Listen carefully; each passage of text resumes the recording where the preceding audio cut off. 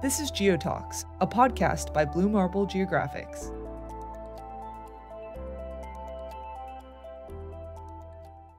Dr. Will Kochtitzky is a professor at the University of New England. He's researching the impacts of climate change on coastal communities here in Maine, as well as on glaciers around the world.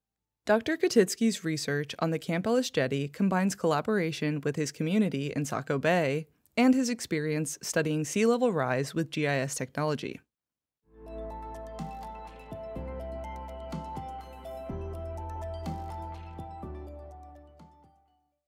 So welcome to the GeoTalks podcast. I'm Meg Scribner. And I'm Mariah Hajduk. Thanks for joining me on the podcast today, Mariah. I'm happy to be back, Meg. I'm glad. So today I'm excited to introduce our guest, Dr. Will Kochtitzky, who's joining us from the University of New England. Welcome to the show, Dr. Kochtitzky. How are you today? Great. It's great to be with you all. Thanks for having me. We're excited to discuss your work studying the effects of climate change on coastal communities. Would you tell our listeners how glaciers and sea level rise relate to that research?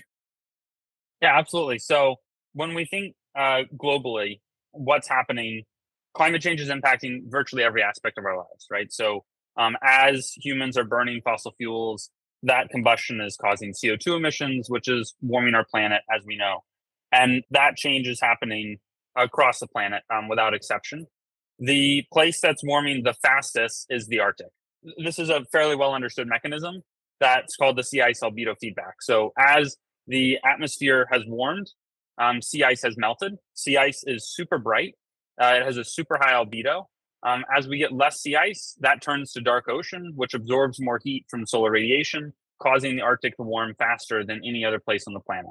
With that warming, of course, ice starts melting, right? So glaciers already exist right where right at the equilibrium, where there's enough snow that lasts from year to year to allow them to persist.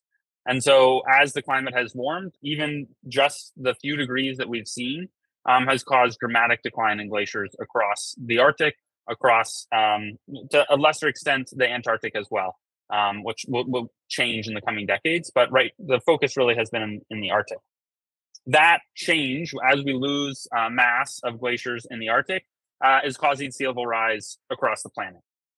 And so that's really what we've been seeing over the last several decades, is that sea level rise has accelerated.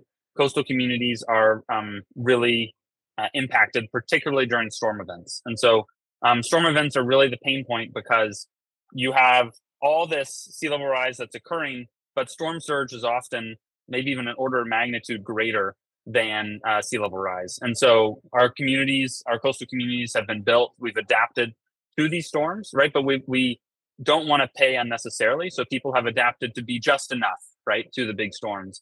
And now we're seeing higher storm surges, stronger storms on top of sea level rise leads to a lot of this high cost in living in coastal environments. We've seen that here where I am in Maine. I'm sure we'll get into this, but we've had some really bad storms in January 10th and 13th that really damaged a lot of our coast this year, 2024. But we see this across the country and across the world. And so you think often Florida as being a place where there's a lot of infrastructure right at sea level, already heavily impacted, particularly during hurricane season. Our projections, the projections of the scientific community going forward over the next decades are, it's going to be a rough time to live in Florida, right? As one example. But that's going to be true for coastal communities around the country. And so, my group has really been focused on what we're doing here at the University of New England, has really been focused on trying to connect what we're seeing in the Arctic, all the changes that we're seeing, the really rapid melting and disappearance of glaciers to the changes that we're seeing here on the coast, particularly here in southern Maine, where I'm located, that we're seeing these really large impacts on our coastal communities. That's making it hard to live on the coast, making it expensive, making it costly for taxpayers and residents alike. So lots of challenges. I'm very happy to explore that with you all today. That sounds intense. Thank you for giving us that kind of national scope, the idea of Florida and how it's being affected there versus us in Maine. So I'm curious, what shifted your focus to studying these impacts in Maine specifically from the glacier work you were doing? Yeah, so when I was an undergraduate student at Dickinson College, I got really interested in glaciers. And that kind of passion and interest was really driven by this desire to kind of quantify climate change and understand how climate is changing. So I got interested in trying to see if I could measure the changes of glaciers. I started working in Peru and just really enjoyed it. Got into remote sensing, enjoyed using all types of software to quantify that change, right? When I moved to the University of Maine, I started working more in the Arctic, did my PhD at the University of Ottawa, developed some really great collaborations with Canadian colleagues, worked more in the Arctic, got to go to lots of places in the Arctic, which was just a phenomenal experience. And as I was kind of trying to make that transition from being a graduate student to faculty, I found a home here at the University of New England, which has just been a phenomenal fit. This is just a great place to work. And I kind of quickly realized that the work I was doing, we always kind of were trying to sell our work to funding agencies by saying sea level rise is why you want to pay us to go to these places in the Arctic that no one has ever been to, or very few people have ever been to understand how this landscape is going to evolve in the future and then impact sea level rise and coastal communities. And when I came here, I thought, well, my neighbor down the road, we're on Hills Beach Road here. Our campus is situated right at the confluence of the Saco River and the Atlantic Ocean. Really invite you all to come down to visit sometimes. We just have the best campus. Our neighbors down Hills Beach Road are flooded during these really big storm events. And so the kind of the thought was, how can we connect my past work in the Arctic with our neighbors here, living on the beach, living on the marsh, that are feeling the impact of melting glaciers, as well as really engage our students here at the University of New England in this really experiential education and active research to help the community, but also advance our understanding of coastal adaptation. And so really our goal is to help these communities prepare for the future, right? Help make sure they know how high they need to build, how much they need to raise their houses, what they can expect in terms of damage going forward if they continue to live where they live. How can we develop nature-based solutions that are going to build a more resilient coast? And so that's really kind of what we've engaged in this kind of uniquely challenging region as well here in southern Maine. Yeah, it's exciting to hear that you're collaborating with the community and your students on this work because that's valuable. You mentioned that your efforts in planning and preparing with the local population are experientially valuable to your students. And that's awesome because they're the ones who are going to apply these practices to their work and similar climate change scenarios in the future. Yeah, that was really interesting to hear like the differences between the Arctic work you did and then how maybe now things are a little more personal. They're a little more applicable to your life because it's where you live and work and also neighbors and friends and students. So it definitely changes our perspectives, I think, being like right in the thick of it. I agree. And just the importance of being engaged with community, right? And responding to what the community needs. And I think often science kind of can get put in this bubble of like theoretical work or work that's not really relevant now, here and now. And so that's what I really wanted to do with our students here at the University of New England was engage them in work that's immediately relevant, pressing, they can get their hands on and learn not only to help the current community, but prepare them for their career. And so that's what has inspired me and what I've enjoyed most is this kind of direct community collaboration that I think benefits everyone. That's really cool.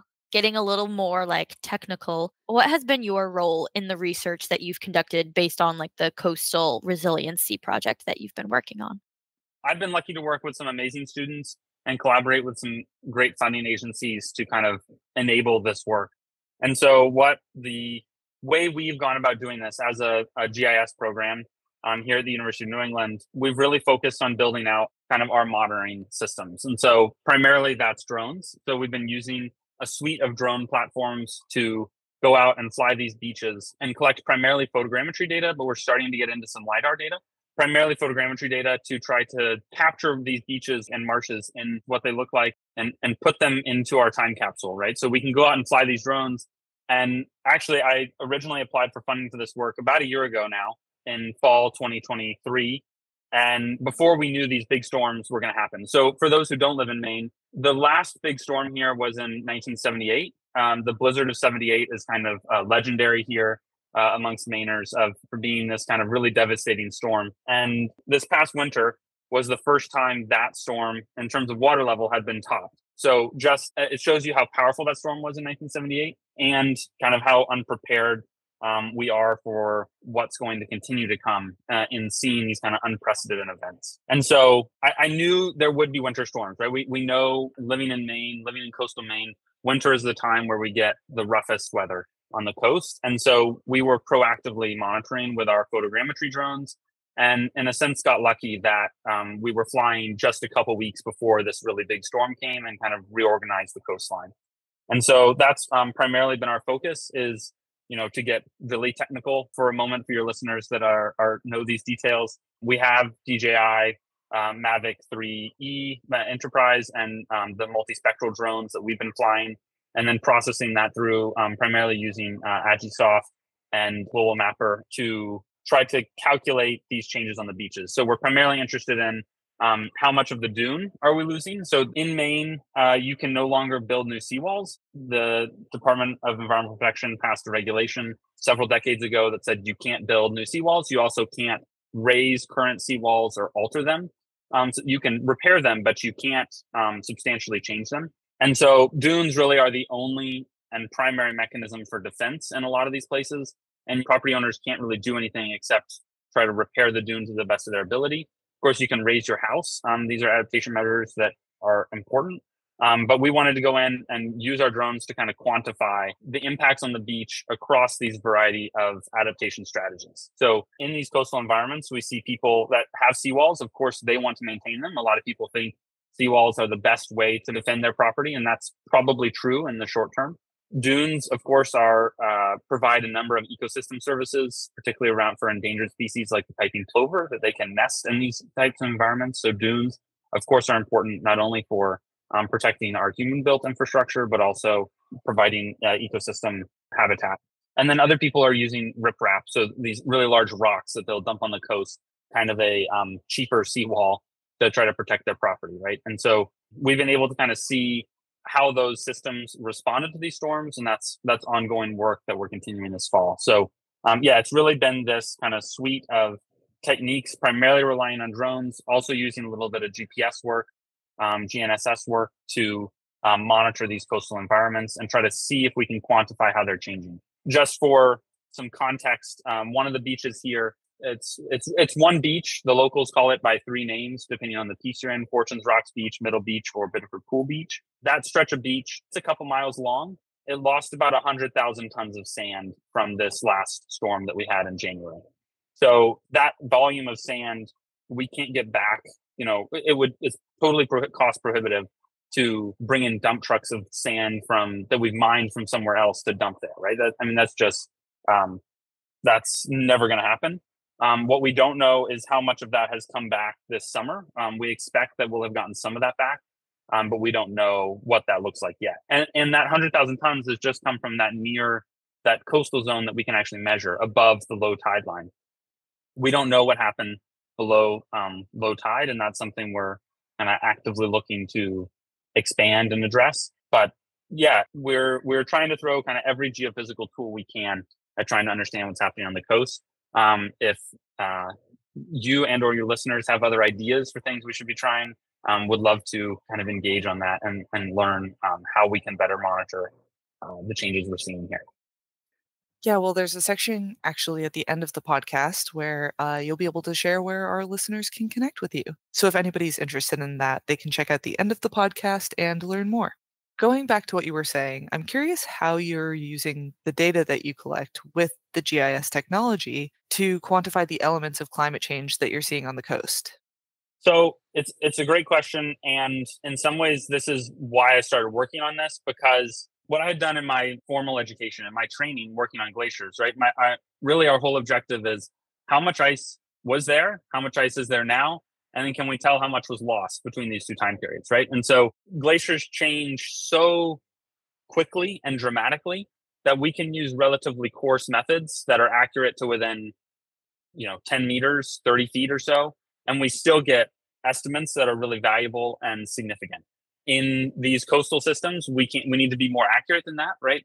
We need to be kind of at the inch to centimeter level to really have a good measure on these things. And so that has required a slight shift in my tools, but we're really largely using the exact same approach. I've taken the exact same approach to calculating glacier mass balance and beach mass balance. So in glaciers, we use satellites. There's been one satellite in particular called Aster that has been incredibly useful. It's nearing the end of its life here as we speak, but it was launched in about 2000, maybe 2001. I can't remember the exact date, but it's been a total workhorse producing DEMs from photogrammetry. So it works basically by taking two pictures from different perspectives.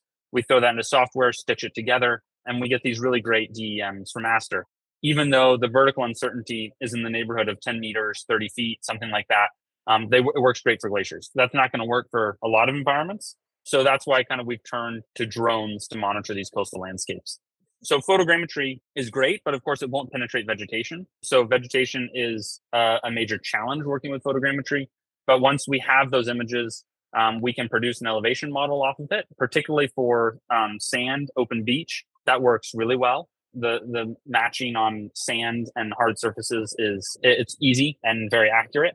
One of the major differences between what we're doing and what a surveyor might do, in a sense, particularly for volume change work, it doesn't really matter how accurate we are absolutely. It's only the relative accuracy matters.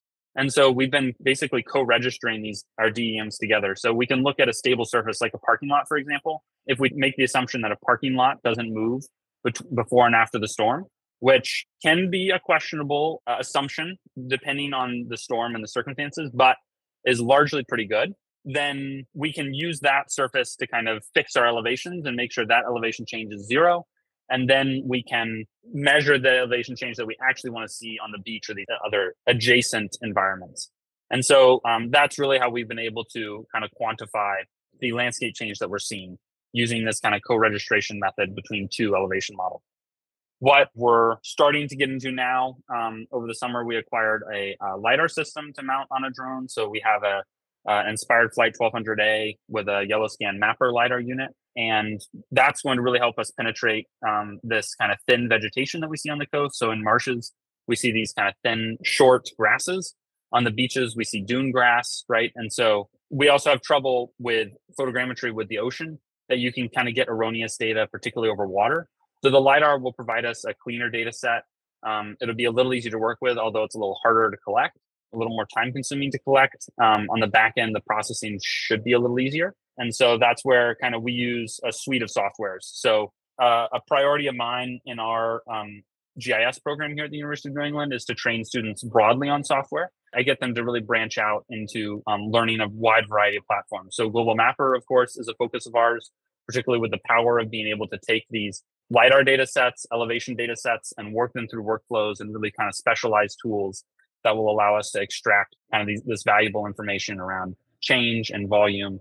So yeah, GIS is kind of a critical component of what we're doing.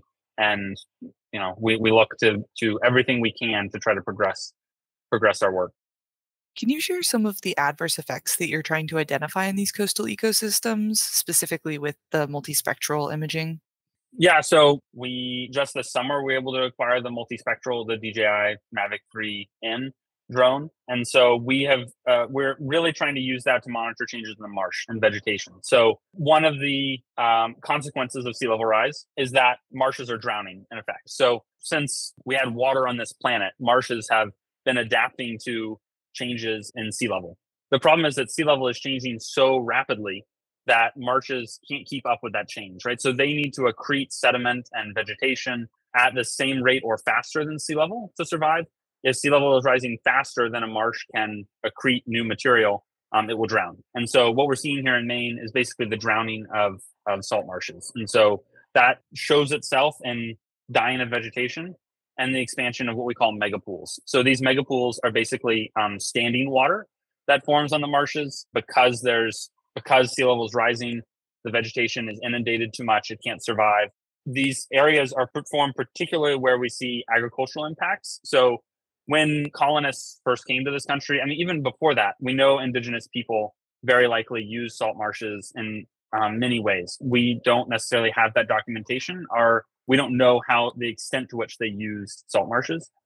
We know that they were extremely prevalent across coastal, what we now call Maine. So indigenous people have had a long history here.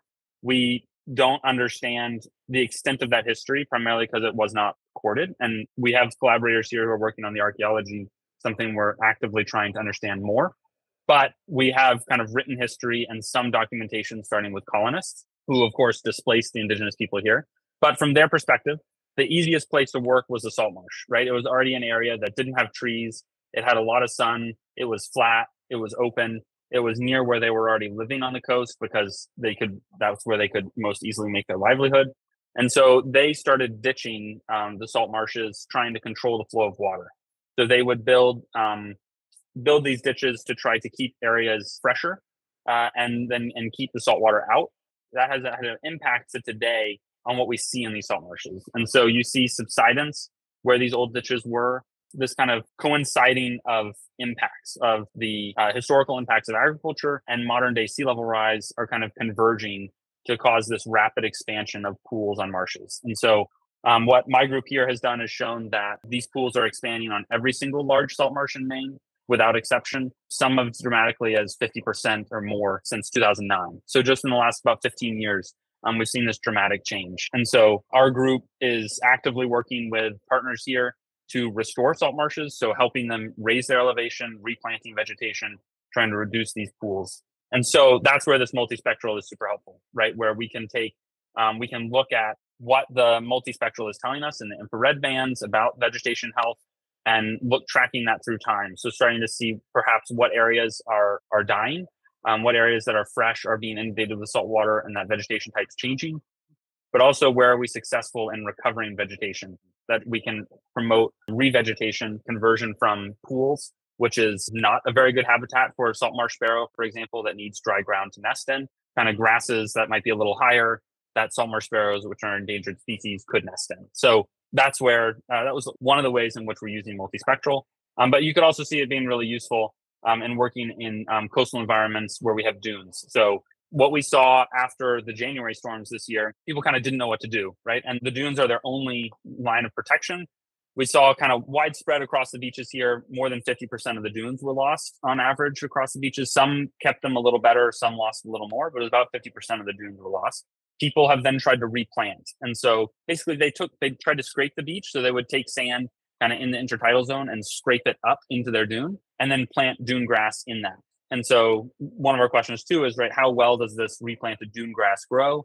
Is it able to survive, multiple years? Is it able to help really hold these dunes intact? And so, yeah, this multispectral can be really helpful for looking at vegetation in a variety of ways in these coastal environments. Thank you for telling us about that. What does the future hold for your work with the Camp Ellis Jetty in Saco Bay? Yeah, so we're seeing coastal impacts everywhere. So I could keep busy. We could have a whole center here solely dedicated to coastal studies, and we keep everyone fully employed, engaged. And there's just so much to do with the consequences of sea level rise and climate change and changing fisheries, right? There are a lot of challenges. Camp Ellis is unique challenge in certainly in Maine, probably in the country.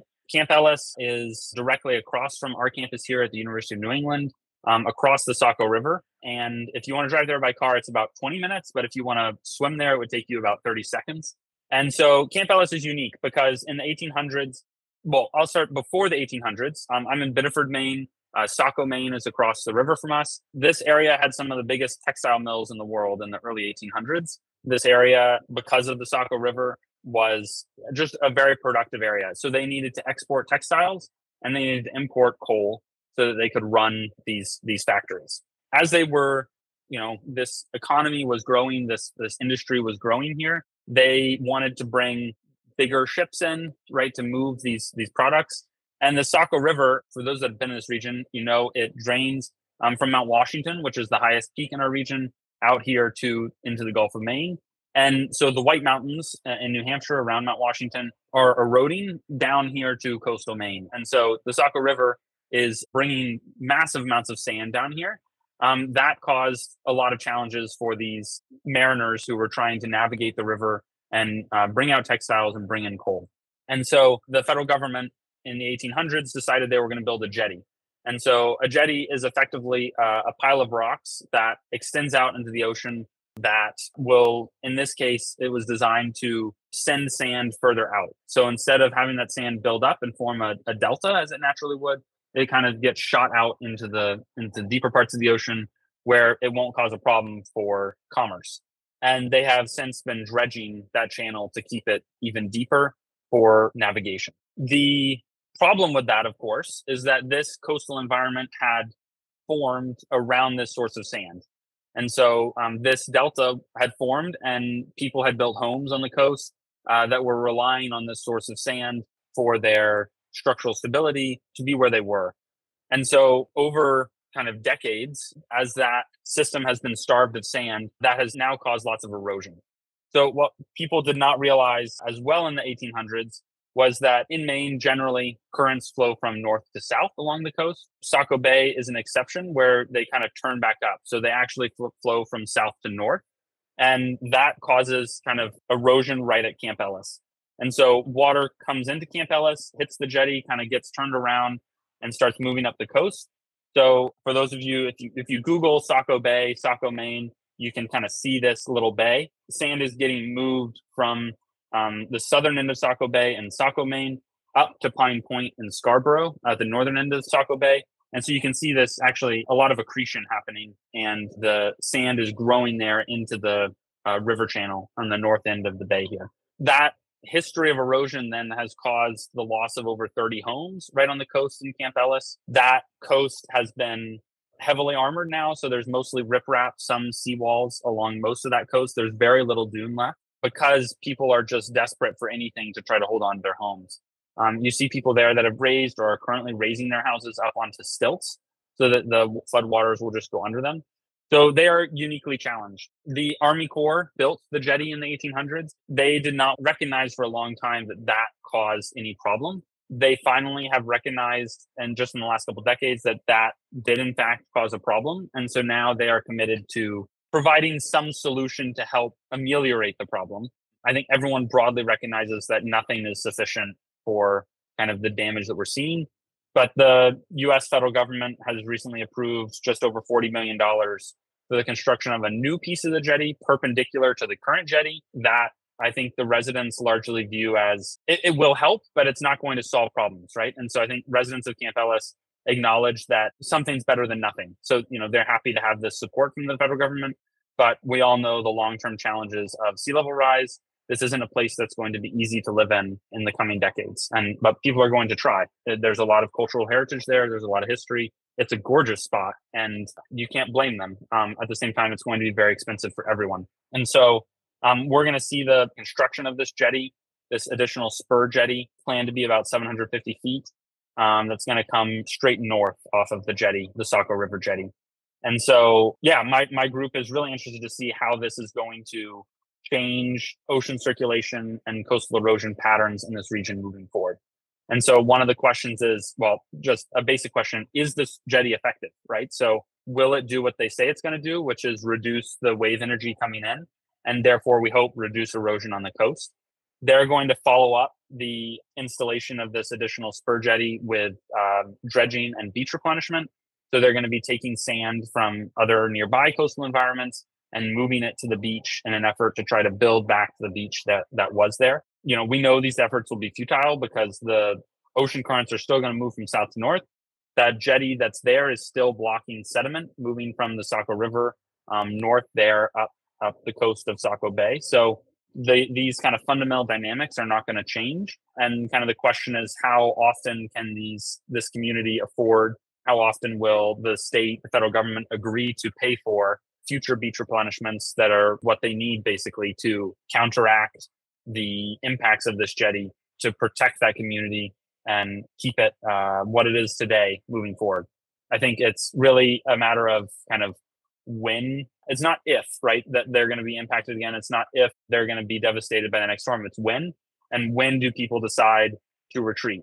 Is that probably not in my lifetime, I would guess. But, in the next hundreds of years, these coastal systems are going to be completely reorganized, and people are not going to be able to continue to live where they are now because sea level is going to continue to rapidly accelerate. Even if we stop emitting carbon emissions tomorrow, even if we stopped all CO2 emissions, we would still see substantial sea level rise in the coming decades. And so that is going to fundamentally change how people live in these coastal environments, kind of regardless of the actions we take now. And so pieces of that are going to play out in my lifetime, the course of my career. but parts of that are going to be future generations, right? This is a problem we're going to continue to grapple with for centuries to come. And it's just a matter of how bad it's going to be, which is still an open question.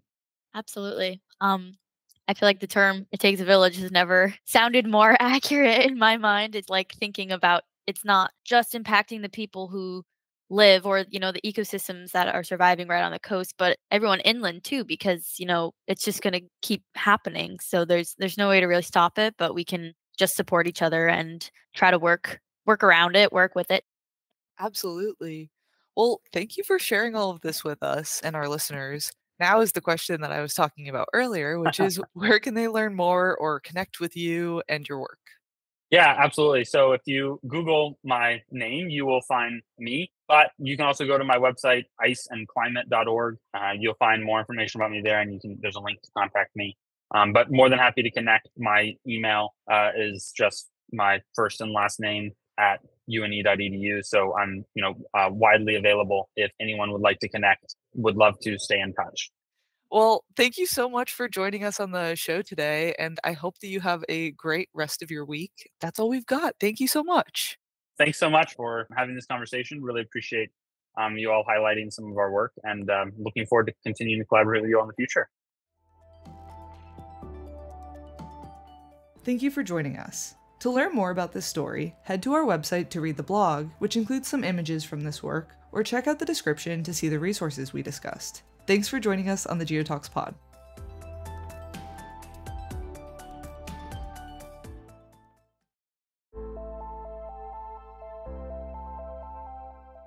If you enjoyed listening, subscribe to our podcast and turn on notifications so you don't miss any episodes.